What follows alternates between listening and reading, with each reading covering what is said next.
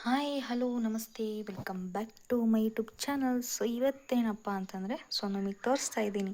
So ಇವತ್ತು ನಾನು ಮಾಡ್ತಾ ಇರೋದು ಜಾಮೂನ್ ಹೇಗೆ ಮಾಡೋದು ಅಂತ ತೋರಿಸ್ಕೊಡ್ತೀನಿ. ಸೊ ನೋಡಿ, GRP ಜಾಮೂನ್ ಇದು. ಸೊ ಎಲ್ಲ ಒಂದೇ, MTR ಜಾಮೂನು ಒಂದೇ, GRP ಜಾಮೂನು ಒಂದೇ. ಸೊ ಇದನ್ನು ಮಾಡೋದು ಹೇಗೆ ಅಂತ ತೋರಿಸ್ಕೊಡ್ತೀನಿ, ಬನ್ನಿ. ಸೊ ನೋಡಿ, ಪ್ಯಾಕೆಟ್ನ ಕಟ್ ಮಾಡಿಕೊಂಡು ಒಂದು ಪರಾತ್ಗೆ ಇದನ್ನು ಹಾಕೋತಿದ್ದೀನಿ. ಸೊ ಇದಕ್ಕೆ ಏನು ಹಾಕೋ ಅವಶ್ಯಕತೆ ಇರಲ್ಲ. ಸೊ ನೀರನ್ನು ಹಾಕ್ಕೊಂಡು ಚೆನ್ನಾಗಿ ಗಂಟುಗಳು ಇಲ್ಲದೆ ಥರ ನಾದಬಾರ್ದು. ಈ ಥರ 5 ಬೆರಳಲ್ಲಿ ಈ ಥರ ಚೆನ್ನಾಗಿ ಮಿಕ್ಸ್ ಮಾಡ್ಕೊಳ್ಳಿ. ಇದನ್ನು ಒಂಥರ ಚಪಾತಿ ಹಿಟ್ಟು ಟೈಪ್ಗೆ ರೆಡಿ ಮಾಡ್ಕೊಳ್ಳುವ. ಸೊ ನೋಡಿ ಈ ಥರ ಈ ಹದಕ್ಕೆ ಮಾಡಿಟ್ಕೊಂಡಿದ್ದೀನಿ. ಇವಾಗ ಇದನ್ನು ಸಣ್ಣದಾಗಿ ಉಂಡೆ ಮಾಡ್ಕೊಳ್ಳುವ. ಸೊ ನೋಡಿ, ಈ ರೀತಿ ಉಂಡೆಗಳನ್ನ ಮಾಡಿಟ್ಕೋಬೇಕು. ಸೊ ಇವಾಗ ನಾನು ಆಣಕ್ಕೆ ಅಂತೇಳಿ ಸಕ್ಕರೆ ತಗೊಂಡಿದ್ದೀನಿ, ಒಂದು ಏಲಕ್ಕಿ ತೊಗೊಂಡಿದ್ದೀನಿ. ಇದು ಸಕ್ಕರೆ ಮುಳುಗೋಸಷ್ಟೇ ನೀರು ಹಾಕ್ಕೋಬೇಕು.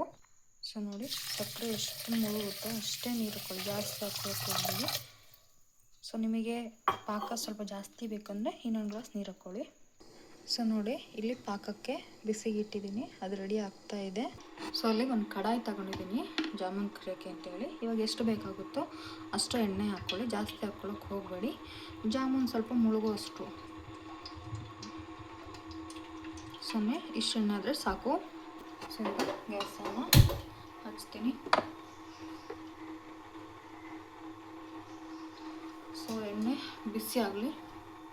ಸೊ ನೋಡಿ, ಎಣ್ಣೆ ಬಿಸಿ ಆಗಿದೆ. ಇವಾಗ ಒಂದೊಂದೇ ಜಾಮೂನನ್ನು ಬಿಡುವ.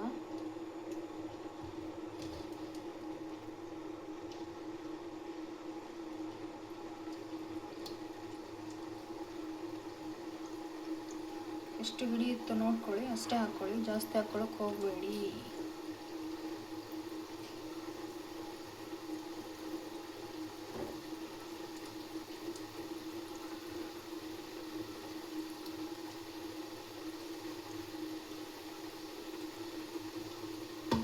ಸೊ ನೋಡಿ, 1 ಸೆಕೆಂಡ್ ಹಾಗೆ ಬಿಡಿ. ಅದೇ ಸ್ವಲ್ಪ ಮೇಲೆ ಬರಲಿ, ಕೆಳಗೆಲ್ಲ ಹಿಡ್ಕೊಳ್ಳುತ್ತಲ್ಲ.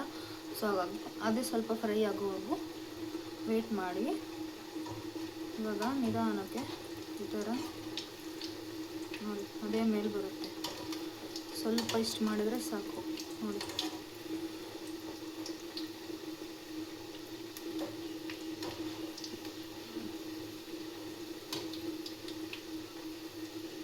ನೋಡಿ ಯಾವ ಥರ ಅದೇ ಸ್ವಲ್ಪ ರೊಟೇಟ್ ಆಗ್ತಿದೆ ಅಂತ ಹೇಳಿ.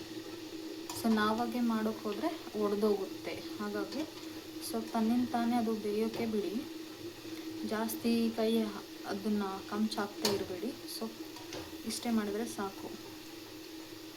ಸೊ ಇವಾಗ ಇದು ಕಲರ್ ಚೇಂಜ್ ಆಗೋವರೆಗೂ ಫ್ರೈ ಮಾಡ್ಕೊಳ್ಳಿ.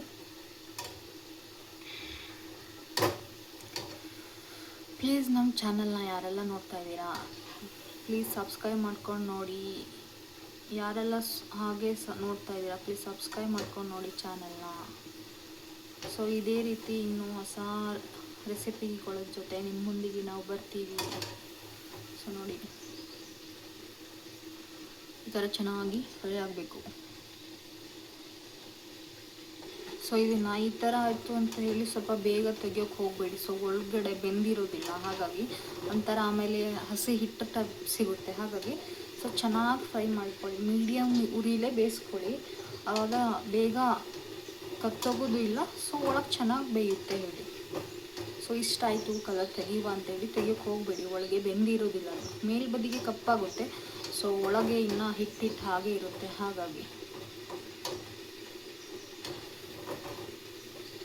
ಸುಮಾರು ಇವಾಗ ಆಯಿತು. ಇವಾಗ ಮೀಡಿಯಮಾಗಿ ಇಷ್ಟು ಚೆನ್ನಾಗಿ ಬೆಂದಿದೆ. ಸೊ ನೋಡಿ, ಇಷ್ಟಾದರೆ ಸಾಕಾಗುತ್ತೆ. ಮತ್ತು ಬೇಗ ಆಗಲಿ ಅಂತ ಹೇಳಿ ನೀವು ಬೇಗ ಉರಿಲೇ ಬೇಯಿಸ್ಕೊಳ್ಳೋಕೆ ಹೋಗಬೇಡಿ. ಸೊ ಮೀಡಿಯಮ್ ಉರಿಲಿ ಬೇಯಿಸ್ಕೊಳ್ಳಿ.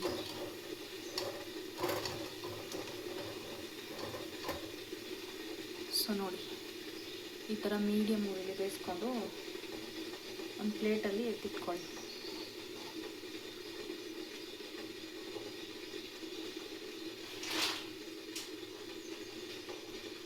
ಸೊ ಇವಾಗ ಮಿಕ್ಕಿದ್ದನ್ನು ಮತ್ತೆ ಇದಕ್ಕೆ ಹಾಕ್ತಾ ಇದ್ದೀನಿ.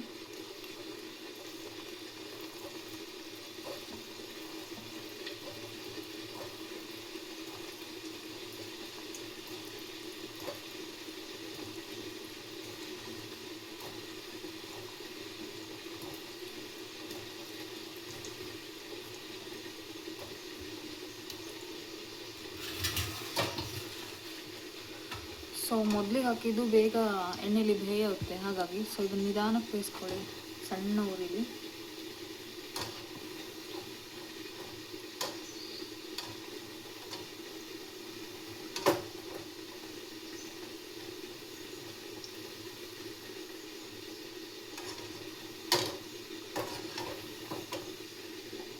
ಸೊ ಇವು ಕೂಡ ನೋಡಿ ಸೆಕೆಂಡ್ ರೌಂಡ್ ಇದು ನೋಡಿ ಎಷ್ಟು ಚೆನ್ನಾಗಿ ಫ್ರೈ ಆಗ್ತಾ ಇದೆ ಅಂತೇಳಿ. ಸೊ ಬೇಗ ಫಸ್ಟ್ ಹಾಕಿದ್ದು ಬೇಗ ಕಪ್ಪಾಗುತ್ತೆ, ಸೊ ಲಾಸ್ಟ್ ಹಾಕಿದ್ದು ಇನ್ನೂ ಬೆಂದಿರೋದಿಲ್ಲ. ಸೊ ಹಾಗಾಗಿ ನಿಧಾನಕ್ಕೆ ಬೇಯಿಸ್ಕೊಳ್ತಾ ಇದ್ದೀವಿ. ಸೊ ಅದು ಒಂದೊಂದು ತೆಗಿಯೋಕ್ಕೆ ಬರೋದಿಲ್ಲಲ್ಲ, ಹಾಗಾಗಿ ಸೊ ಇಷ್ಟಾದರೆ ಸಾಕು. ಇವಾಗ ತೆಗೆಯುವ, ಗ್ಯಾಸ್ನ ಆಫ್ ಮಾಡ್ತಿದ್ದೀನಿ. ನೋಡಿ ಸೆಕೆಂಡ್ ರೌಂಡ್ ಜಾಮೂನ್ ಎಣ್ಣೆಲಿ ಫ್ರೈ ಆಗಿದೆ. ನೋಡಿ ಎಷ್ಟು ಡ್ರೈ ಇದೆ ನೋಡಿ, ಮತ್ತು ಎಣ್ಣೆ ಇಲ್ಲ, ಜಾಸ್ತಿ ಎಣ್ಣೆ ಇರೋದಿಲ್ಲ. ಕಾಣ್ತಾ ಇದೆ ಅಲ್ವಾ ನೋಡಿ, ಎಣ್ಣೆ ಇರೋದಿಲ್ಲ ಜಾಸ್ತಿ. ಸೊ ಇದನ್ನು ಒಂದು ಪ್ಲೇಟಿಗೆ ಹಾಕ್ಕೊಳ್ಳುವ. ಸೊ ನೋಡಿ ಎಲ್ಲದನ್ನು ಫ್ರೈ ಮಾಡಿ ಒಂದು ಪ್ಲೇಟಿಗೆ ಹಾಕ್ಕೊಂಡಿದ್ದೀನಿ. ಇವಾಗ ಪಾಕ ರೆಡಿ ಇದೆ. ಸೊ ನೋಡಿ ಪಾಕ ರೆಡಿ ಇತ್ತು. ಇವಾಗ ಎಲ್ಲದನ್ನು ಪಾಕಕ್ಕೆ ಹಾಕುವ.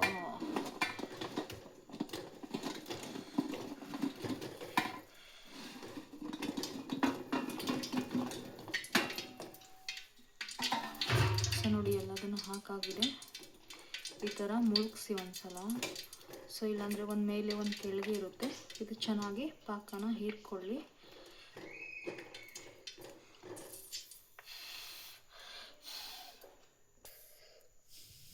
So finally jamun ready. So ಇದೇ ಥರ ವಾಚ್ ಮಾಡ್ತಾಯಿರಿ. ನೆಕ್ಸ್ಟ್ ವಿಡಿಯೋದಲ್ಲಿ ಸಿಗ್ತೀನಿ. ಅಲ್ಲಿವರೆಗೂ ಟಾಟಾ, ಬಾಯ್ ಬಾಯ್.